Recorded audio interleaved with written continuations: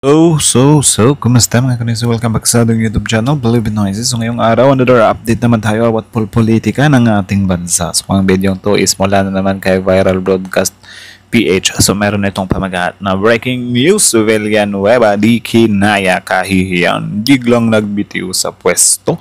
Question mark. So yan yung panonorin natin ngayon and then kayo na lang din bahalang humusga.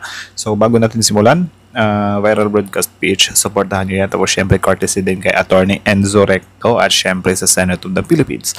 Tapos syempre, yun nga, kung trip nyo ng mga ganitong reaction video may kasama kayo manood, huwag nyo na rin kalimutang supportahan yung YouTube channel natin, Filipinoises. So mga kanoises, hindi na natin ito patatagalin pa.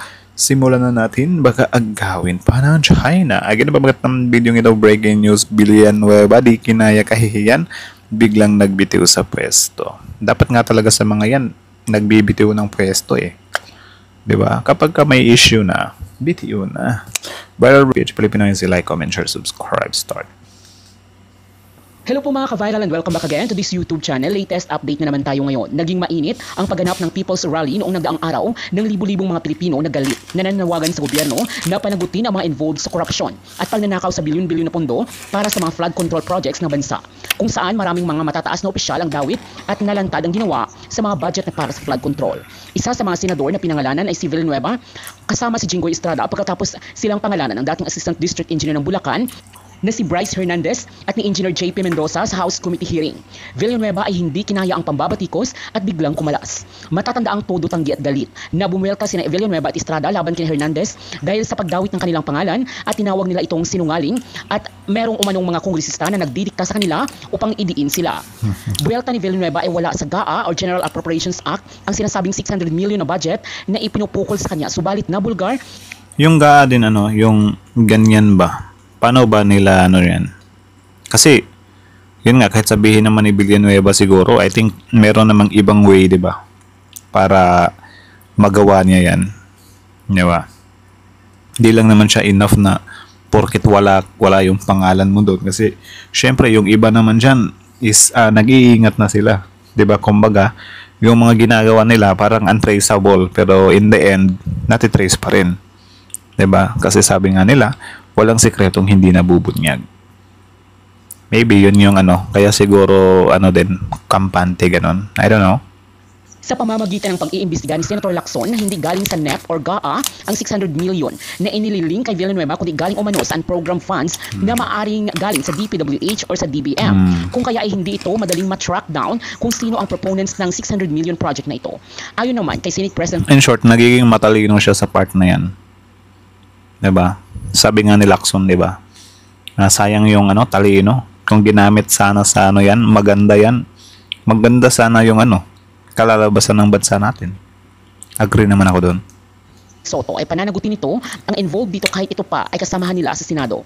Sa ngayon ay Sana hawak nga na ni Lacson ang iba pang mga hard copy at soft copy na galing kay Hernandez na magdadagdag sa iba pang mga ebidensya laban sa mga sangkot dito. At inaasahang sa susunod na pagdinig ay mayroon na umanong malalaking pasabog na ilalantad sa Blue Ribbon Committee hearing sa Senado. Isa na namang episode ng ating pong bigabing talakayan. Ito, ngayabang ni Villanueva. Matapos yung pagdinig ng Senate Blue Ribbon noong isang araw, September 18, kung saan pinabuelo ni Senador Ping Lacson, sila Jinggoy Estrada at Joel Villanueva. Akala mo, ang galing ng mga sinabi ni Joel Villanueva. Paniwala siya, okay na siya. Paniwala siya na magaling yung kanyang mga paliwanag. Kaya nga alam nyo yung mga ganyan naman para yung mga nagbibigay sila ng mga statement na nila. Marami na agad na naniniwala din. Di ba mas mabuting intayin na lang talaga natin na lumabas yung mga resulta. Though sometimes, yung result is parang, pwede pa rin talagang magicin. Diba? Pero at least na lang, hintayin muna natin bago natin sabihin kung ano talaga yung diba? Kasi mahirap naman kung ganyan, pupuruhan ka din ng mga yan. Inagot niya yung mga issue sa kanya, aligasyon sa kanya ng dating district engineer ng DPWH na si Bryce Hernandez at yung mga testimonya ni JP Mendoza, yung isa pang engineer ng DPWH Bulacan. Mayroon pang mga presentation si Joel Villanueva na yung mga messages daw dun sa Viber o kaya sa chat ay maaari daw yung ma-doktor, ma-edit, kaya grabing pag-edit yun sobrang tagal. Dinemonstrate niya pa yan. Akala mo ang galing-galing. At nung yung issue doon sa 600 million pesos na flood control projects na sabi ni Engineer Bryce Hernandez ay kay Joel Villanueva yun. At dinitalye ni Engineer Bryce Hernandez yung breakdown ng mga ano-anong mga items yun, saan-saang lugar, yung mga flood control projects na yun, at yun ay galing kay Joel Villanueva. Kumuha si Joel Villanueva ng 30% doon na kickback. Sinagot yun ni Joel Villanueva. Ang sagot ni Joel Villanueva, mga kabunyo, ito, sabi niya yan, binasa ko po lahat ito. Pinapakita niya. Sabi ni Joel Villanueva, itong napakakapal na ito na batas tungkol sa budget, General Appropriations Act. Yun, ganun yung pagkakaano niya. Binasa ko po lahat ito. Yan, kita niyo yan, binasa niya daw lahat yan. At pinakita niya na yung General Appropriations Act na yan sagaan na yan ng 2023. Wala dyan. Hindi nakalagay dyan yung kanyang 600 million pesos na sinasabi ni Engineer Bryce Hernandez. Yan. Yan yung kanyang Yan din yung problema kay kay Bryce Hernandez kasi yan nga, nagbibigay na nga lang siya ng informasyon, nilalaglag niya na nga lang yung mga boses niya, hindi pa accurate. Alam niyo yung ganyan na parang nagpipigil pa siya. Ewan ko kung ano pa yung kinakatakot niya, diba? Sinimulan niya na dapat ituloy-tuloy niya na, diba? Parang din kasi, ewan ko kung may nananakot ba sa taong yan or kahit na lang din balang umusga. Nabuelo siya, binigyan siya ng sinulo niya halos yung paliwanag doon. Ang dinudurog niya yung argumento ni Bryce Hernandez na mayroon siyang 600 million. So tinanong niya ngayon si Engineer Bryce Hernandez. So, Engineer Bryce Hernandez, nasaan dito ang 600 million mo ang sinasabi? Dito. Ano ko na to? Sabi niya nga, binasa niya na raw lahat yan. Ganun yung eksaktong pagkakasabi ni Villanueva. Naniniwala ba kayo na binasa niya lahat yon or meron siyang staff na nagbasa ng lahat ng yon? Binasa ko po lahat ito. Wala akong makitang 600 million. Sabi niya, wala dito. Ano ngayon? Wala dito sa General Appropriations Act. Fiscal year 2023, wala daw. Kaya hinamon niya si Bryce Hernandez. Kung wala dito, nasaan yung sinasabi mong 600 million? Nasaan yun? Wala dito yan. Kaya sinungaling ka, sabi ni Joel Villanueva. Pinahiya si Bryce Hernandez. Nung matapos yon, hindi nga naman may pakita ni Bryce Hernandez. Wala nga naman doon. So ang nangyari, ngayon? Parang nagyayabang ngayon si Villanueva. Itong si Joel Villanueva. Parang nalinis niya ang kanyang pangalan. Yun yung niya doon. Wala na. Yung pinagmamalaking aligasyon sa kanya ni Bryce Hernandez ay wala na kasi hinamon niya, sige, tingnan mo dito sa General Appropriations Act ng 2023. Ang kapal ng librong ito, budget law, pero wala. Ngayon, kala niya tapos na. Ito ngayon ang problema. Si Ping Lacson na rin ang tumulong. Si Ping Lacson na rin. Sabi ni Ping Lacson, yung 600 million, nalaman nila, wala siya sa General Appropriations Act. Patay. Yari. Kaya nga, ngayon sobrang gulong-gulo ng Senate natin. Why? Kasi kita nyo naman si Senator Ping Lacson kasi tinitindigan niya 'di ba? Like gusto niya talaga na may mapanagot kasi tama nga naman. 'Di ba? Sobrang nagtatanong na kasi yung mga tao Like sobrang binibigyan na sila ng ultimatum ng taong bayan. Isipin nyo, nung nag-re-elect sila Lacson, sila Soto, tinanong yan, bakit ikaw na naman ulit? Bakit ikaw na naman ulit? So something like that ba? So ito yung time talaga na dapat ipakita nila ba na first year pa lang nila sa pag-upo nila ng term nila ngayon is meron agad silang nagawa. Para next election, manalo ulit sila. 'Di ba? Kasi nakita ng taong bayan Well, yung hindi lang boboto sa mga yan is yung mga yung mga nasagasaan ni Lacson. 'Di ba? For sure 'yan. Kaya kung makikita nyo, sobrang nagkakainitan talaga si Lacson at saka si Marcoleta. Kaya nga ako hindi naman sa pag-ano pero nagustuhan ko rin talaga yung yung panawagan ni Vice Ganda about doon sa presidente natin na parang kung gusto mo ng ligasiya sa pangalan mo, ipakulong mo yung mga magnanakaw na to. Kasi yun naman talaga yung dapat niyang gawin kasi isipin nyo, generation or yung era ng tatay ni BBM, sobrang negative ang tingin ng taong bayan sa kanila. 'Di ba? Kaya nga nung eleksyon, Always binabalik-balik yung nakaraan. So ngayon yung pinakatamang time talaga to redeem, 'di ba? Kunin nila or bigyan nila ng magandang ligasiya ulit yung yung pangalang Marcos na may mapakulong talaga. And then yun nga, yung pagkakulong sana hindi lang siya parang kinulong lang ngayon tapos litisin ng mga ilang buwan, makalaya na ulit, 'di ba? Dapat hindi siya ganoon ka weak lang din, 'di ba? Kasi parang lumalabas niyan for show lang. 'Di ba? Kasi nakakapagpiyansa pa rin. So sana may mapanagot talaga, like mabulok talaga sa kulungan. 'Di ba? Though din pala, kudos din pala sa admin about doon kay FPRRD kasi I think sa administration ngayon yun yung pinaka cemented, 'di ba? Yun yung pinaka na talaga nila. Though sisimulan pa lang pero kung makikita nyo 3 counts of murder. So sobrang hirap ng lusutan nun. I think tama lang talaga yung ginawa nila. Nadalhin nila yun doon sa dahig kasi kung dito lang yun sa bansa natin, baka 2027, 2028 pa yan sisimulan, 'di ba? So baka next protest vote na naman, maupo si Bibi Sara. Ang ending, di pa rin mapaparusahan si FPRRD, 'di ba? So good thing na rin 'yon na nandun sa ibang bansa. Though yun nga parang kikwestiyonin din nila na bakit ibang bansa pa yung mangingialam. Kita nyo naman, 'di ba, yung issue kay VP Sara dito sa bansa natin pinaubaya. Walang nangyari. Si Senator Bato dito na natin sa bansa natin ipaubaya. Mahuhuli ba 'yan? Hindi, 'di ba? So good thing na rin yung ganun. At least itong administration na to, meron silang napanagot na big time. So sana ito naman about sa mga flood control sheets na to.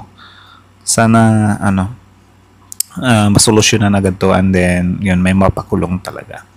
So Hindi doon nakalagay. Yan, patay. Ang sabi ni Senador Ping Lacson, wala yan doon sa General Appropriations Act. Wala talaga doon. Alam niyo kung nasaan pala, mga kabunyog, mga kabayan? Nasaan program funds? Yun.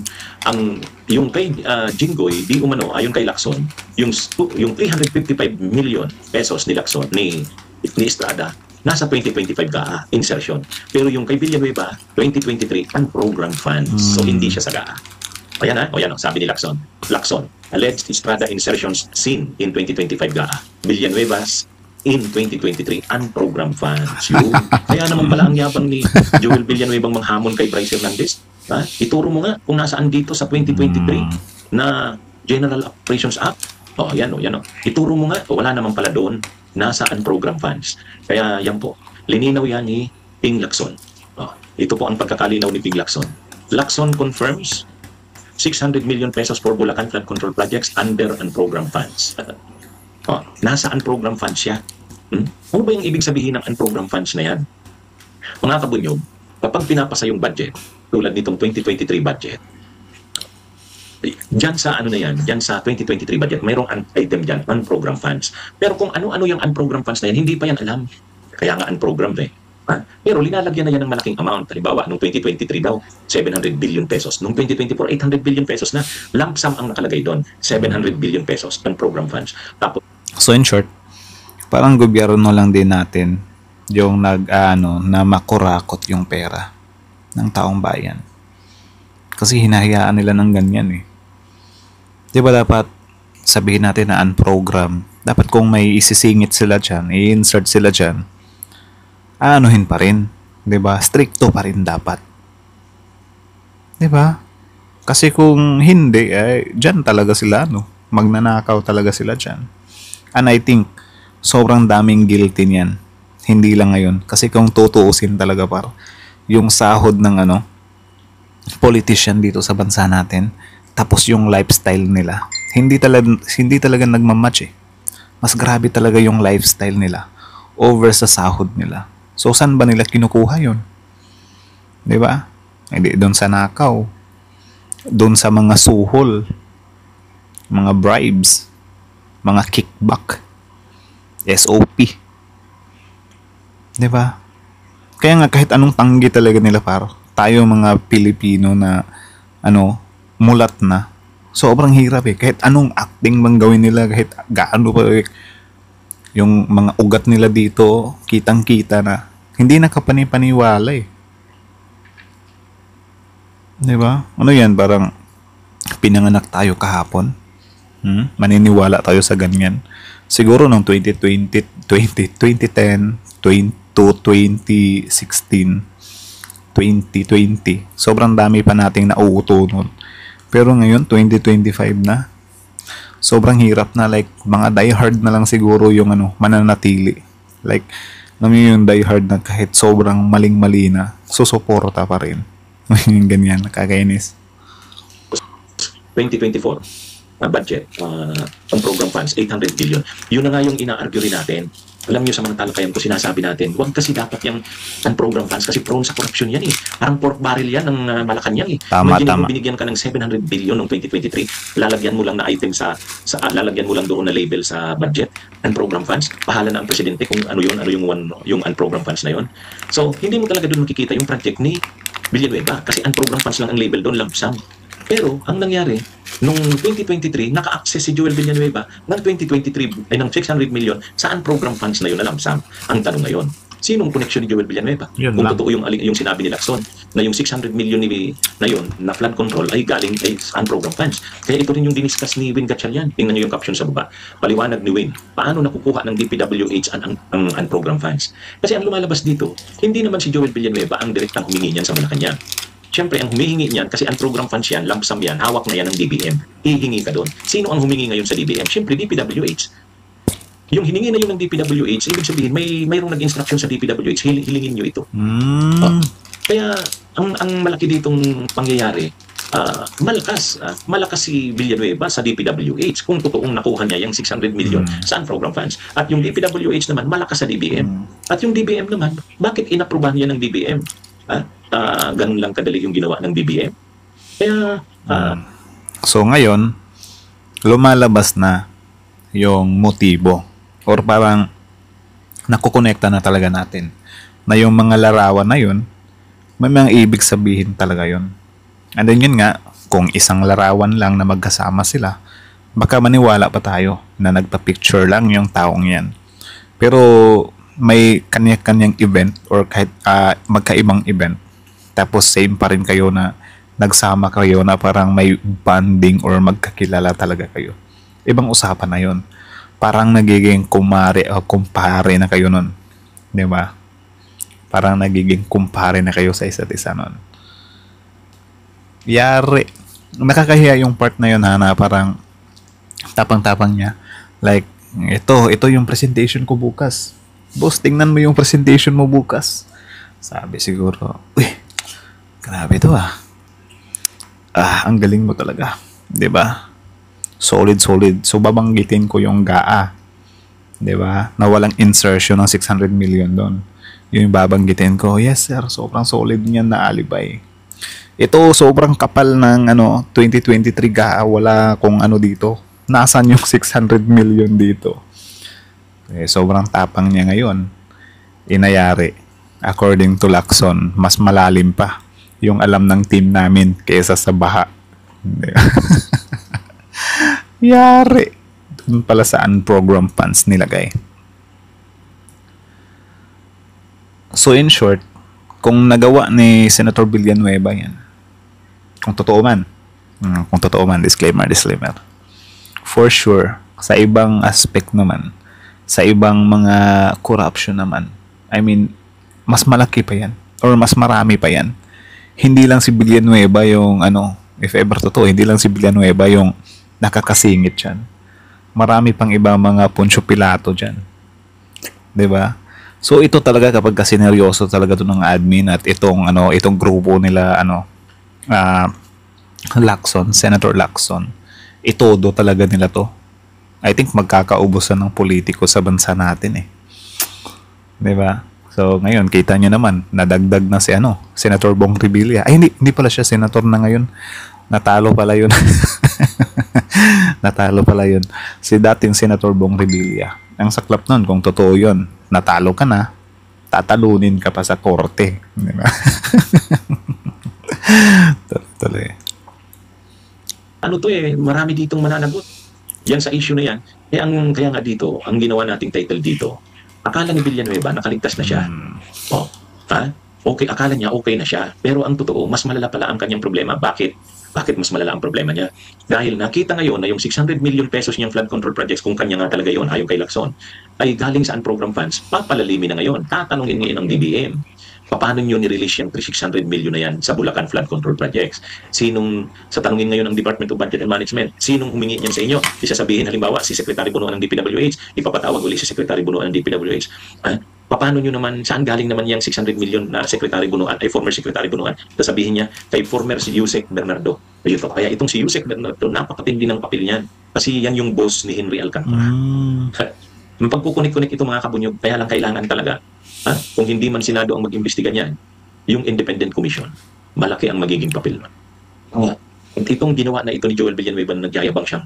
Nabasa ko na itong lang ito. Itong budget law ng 2023, wala dyan ang 600 million ko. Oo nga, wala doon sa 600 sa General Operations Act. Pero doon mo naman kinuha saan program of funds. Na-reveal ngayon yan. Kakahiya yun, sobrang proud na proud ka sa presentation mo kinabukasan. Tapos may nakahanda palang counter para sa'yo. Tsaka siguro kung walang nakita si Lacson yan. Like nauna yung yung yabang ni Villanueva diyan. Binibigyan niya na rin ng hint si Lacson. Sabi ni Villanueva, wala ditong wala ditong 600 million sa GAA. Sabi ni Lacson, maganda to. Hindi ko na i-review yung na yan, 'di ba? At least tipid na sa oras. So sige nga, punta nga tayo dun sa program funds. Pag ganyan, ito pala, 600 million. Yari ka ngayon. Kaya, mas kumbaga nangyari, Pandora's Box. Pandora's talaga. Box to. Mas malala ngayon ang problema ni Villanueva kasi papalalimin na ngayon sa Senado. Tama. Sa pagdinig ng komite ni Ping Lacson, tatanungin si Amina Pangandaman, bakit kayo nag-release ng ganito? 600 million flood control Bulacan. Yeah. Sasabihin ni Amina Pangandaman, request yan ni DPWH Secretary Bunuan. Tatanungin na naman si Bunuan, dapat ipatawag uli. Saan naman galing yan, Secretary Bunuan, request na yan. Kay yan, yung Yusek Bernardo, papatawag din si Yusek Bernardo. Matitrace yan kung anong nangyari dyan. Kaya tama yung pinapaliwanag doon sa radyo, napanood ko yung sa interview. Hindi na dito dapat So in short, yung lahat ng nabanggit dito, mag-ingat-ingat kayo. 'Di ba? Kasi baka magpatayan kayo. 'Di ba? Para lang mapagtakpan yung baho ng isa't isa ng ibang kasama nyo dyan. Aray ko, ingat-ingat na talaga kayo kasi kapag kayo talaga yung loose end, wala talaga. I-end talaga yung buhay nyo yan. I think lang din naman, ewan ko, baka yan na yung wish ni Miss Cara David. 'Di ba? Na mamatay lahat ng kurakot dito sa bansa natin. Kawawa lang yung yung itutumba lang para putol ang 'di ba? Para wala nang loose end. So siguro yung mga nabanggit na yon, magsik na agad kayo ng 'di ba? Makipag-konekta na agad kayo sa gobyerno para mabigyan kayo ng ng protection. Then ikanta nyo na kaysa naman ipatumba pa kayo ng mga yan. Kasi for sure, yan, kanya-kanyang kanya-kanyang salba na ng pangalan yan. 'Di ba? Kasi syempre, yung mga magnanakaw na yan, takot din makulong yan. Grabe. Karma nga naman. Sisiin lang yung DPWH o yung contractor, yung DBM mismo. At yung DBM naman, sino ang nag-order sa kanila na i-release yan? At kung DPWH ang nag-request niyan, tatanungin naman ng DPWH, sino naman ang proponent niyan? Kayo or may congressman o senador na proponent? Yun lang. Dito yan. Diyan yan magkakasubukan. Diyan yan magkakaalaman. Kaya pa to? Marami pa tong mauungkat dito. Ito lang na issue na nakakaalam natin, ang source lang ng mga flood control, NEP, GAA, saka yung insertion sa GAA. Yun ang akala natin. Dito hindi. Pati yung unprogram funds ay source ng flood control ito. Parang napakalaki ng mga sindikato ito, mga kapunyog, mga kababayan. Anyway, so yan po. At least malinaw na dito. Akala ni Joel Villanueva dahil wala sa GAA ng 2023 yung 600 million niya, hinamon niya, parang linikturahan niya si Bryce Hernandez, ay si Lacson yung nag-expose. Si Lacson ang nag-expose. Sabi ni Lacson, yung 600 million nasa unprogram funds. Patay. Ah, ayan, magagalit na naman ito sila Joel Villanueva. Pagdasal din natin yung ano par, yung safety ni ano, Senator Lacson. Kasi isa talaga siya sa pinaka-key dito eh. Like, ito talaga yung senador na masasabi nyo na sobrang versatile niya at the same time. Sobrang ano talaga, tinitindigan niya talaga yung ano niya. Yung mga sinasabi niya yung eleksyon. Tapos makikita nyo naman, sinabi niya, ako lang yung hindi, walang pork barrel, something like that. 'Di ba? So doon pa lang, parang takot na talaga siya. Takot siya na ma-involve sa mga ganyan. Itong mga mokong kasi na involved dito, 'di ba? Parang wala lang. Natutokso. 'Di ba? Ewan ko kung natutokso or sa isip-isip nila sa sarili nila, nagawa ko nga dati, something like that siguro. Sobrang confident. 'Di ba? Akala nila forever, lahat ng mga tao is sasang-ayon sa kanila. Lahat ng mga tao sa gobyerno is sasang-ayon sa kanila. Eh, paano kung gawin kayong stepping stone? 'Di ba? Gawin kayong pabango. Sige, sabihin na natin, yung iba sa inyo pinopolitika. Pero hindi naman kayo mapupolitika kung wala talaga kayong mga baho eh. 'Di ba? Dalawang pamumulitika kasi yan. Isang pamumulitika na intriga lang, walang ebidensya, pamumulitika lang, sisirain lang yung pangalan, at isang pamumulitika na para umangat ako, i-expose ko tong taong to. Mas mabuti na yon, 'di ba? Kasi win-win yung taong bayan doon.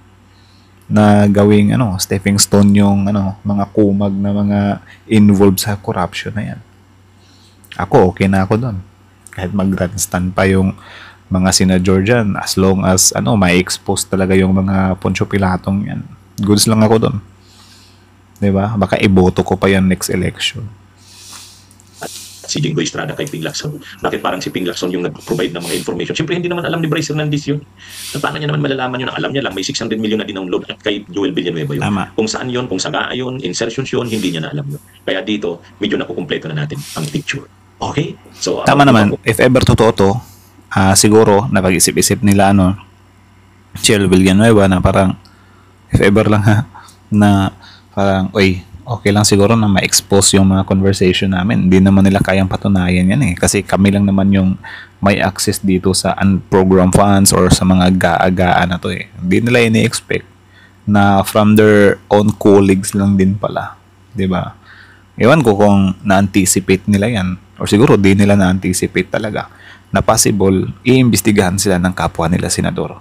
Kahit gamit sila na ayaw kong magaya yung mga colleague natin, kapwa senador na ma-issue sa ganito. Hindi naman magaganyan yung iba na yung mga confident talaga. Ay, nako. Ang mga susunod na mga developments, mga paliwanag tungkol dito, ito po uli ang inyong lingkod, si Atty. Enzo Recto. With the permission Tuloy-tuloy. of the other members, you have 10 minutes. Thank you, Mr. Chairman. Mr. Chairman, I'll go straight to the point. I will no longer deliver an opening remarks. Sabi ho nung Ecclesiastes chapter 3 verse 17, Bible verse. God will judge both righteous and wicked people because there's time for every matter and every deed. I thank our chair and our... What if yan na yung judgment na ni God sa'yo? Diba? What if lang naman? So anyways, hanggang dito na lang muna guys. So itong video na to, na-react na natin to, yung part na yan nung sa Senate. Panoorin nyo na lang yung last video natin. Sinundan ng video to, I think, or second to the last ng video na to. So panoorin nyo yon, meron na tayong reaction about sa video to. Ano lang naman yan, I think yan yung time na sinasabi ni Senator Villanueva na yun nga, yung saga pinakita niya. Parang nabuhayan siya ng loob dyan eh. Parang pinalabas niya talaga na manluloko or sinungaling si Bryce Hernandez. So panoorin nyo rin yun kung gusto nyo makita yung mga pinagsasabi niya dyan.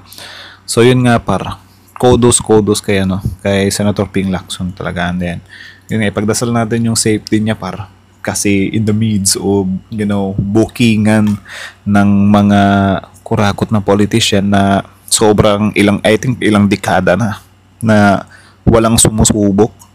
Di ba? Ito sila ngayon. Tinitibag nila. Di ba? Siyempre, same vision of our President, PBBM. Tapos, dagdagan mo pa ng combo ni Soto at ni Senator Ping Lacson. sobrang dami mag-iiyakan talaga. Kasi syempre, yung iba naman, yung mga nasa kabila, mahalata mo rin naman talaga par na meron talaga silang pinoprotektahan eh. Diba? Doon pa nga lang sa impeachment, sobrang halatado na. Diba? Ano yun, parang grabe na yung binabato sa tao na yan, tapos gusto nyo i-dismiss lang ng ganun-ganun lang. Diba? So, mahalata mo na meron talaga silang pinoprotektahan. So, dito, kita naman natin kung sino yung mga ewan ko kung para sa inyo is mga ano din sila, pero kita nyo naman lumilitaw yung pagiging ano nila, pagiging bitter, di ba? Lumilitaw yung yung yung tinutulog sa nila si ano ba, si yung mga tumitindig ngayon, yung mga nag-iimbestiga. Kaya nga yung yung ginawang team ni PBBM, di na tayo magugulat par nababakbakan din yan ng mga issues kasi for sure lahat nung involved hindi siya for sure ewan ko lang ano ba, sige for sure may iba dyan sa mga involved na yan, popondohan nila, di ba, yung mga tutulig sa dyan sa grupo nila nila Lacson, nila Magalong, 'di ba? For sure sisirain nila 'yan para lang sa ikalinis ng pangalan nila. Siguro kung ako din iligilista ako, muntik na akong masakote. Magkakaubusan na ng pera as long as mas mabuti na 'yon na hindi ako makulong. 'Di ba? So labasan talaga ng pera 'yan. And then 'yan nga about naman dun sa yung mga involved, yung mga sila Bunuan, kung sino pa yung mga Poncio Pilatong 'yon. Is naman yon, dapat siguro ingat na talaga sila, 'di ba? Di natin masasabi talaga para kung yung yung mga kasamahan nila dati magpapatayan sila eh. Kasi yun nga parang ligpitan ng lang loose ends. Possible din yun, 'di ba? Nung nga lang bago pa lang pumutok yung flood control issue na yan, meron nang tinumbang 'di ba? Sa DPWH rin or contractor, something like that. So mag-ingat-ingat na lang kayo. Yun nga lang din yung nakakalungkot na part na yan kasi magkasama kayong 'di ba, nangurakot, magkasama kayong tumawa nung time na nangurakot kayo. Tapos ngayon magpapatayin kayo. Ang saklap naman nun. Kaya kung ako sa inyo, unahan niyo na, 'di ba? Unahan niyo na, mag-seek na kayo ng ng protection from our tawag dyan, government, 'di ba? Buti na nga yun eh. Dapat nga kayo pagbibitayin kayong lahat eh. Pero syempre kung willing kayo na makipag-cooperate, I think tatanggapin namin yan as long as ikanta mo talaga yung napakaraming big fish na involved dyan. Diba? Gaya nung ginawa nila Bryce Hernandez, yung sa mga Diskaya. Doon sa mga Diskaya talaga medyo nainis ko doon. Parang yun nga, in my part, parang ang hirap na parang gagawin nating witness to eh. Ito yung mga super kumags eh. Diba? Tapos makikipag-deal tayo sa kanila. Pero yun nga, kung siguro wala nang ibang choice, tanggapin na lang din natin. Pero dapat kulong pa rin. Diba? At least, 50 years. So, anyways, hanggang dito na lang muna. So, ano masasabi nyo dito? Comment down below. Tapos yun, pag-usapan natin yan sa comment section. So, again, ano masasabi nyo kay Senator Villanueva? Comment down below. Senator, Bong Revilla din. Sumingit pa. Siningit niya, ni Alcantara, yari. Ay, nako. Talo na nga nung election. Tapos ngayon, parang attempt pa na talunin sa korte, diba? So anyways, hanggang dito na lang muna. So, Viral Broadcast page, subscribe nyo yan. Original video link in the description box below. Tapos syempre, Filipinoises. Like, comment, share, subscribe. Filipinoises. Yeah.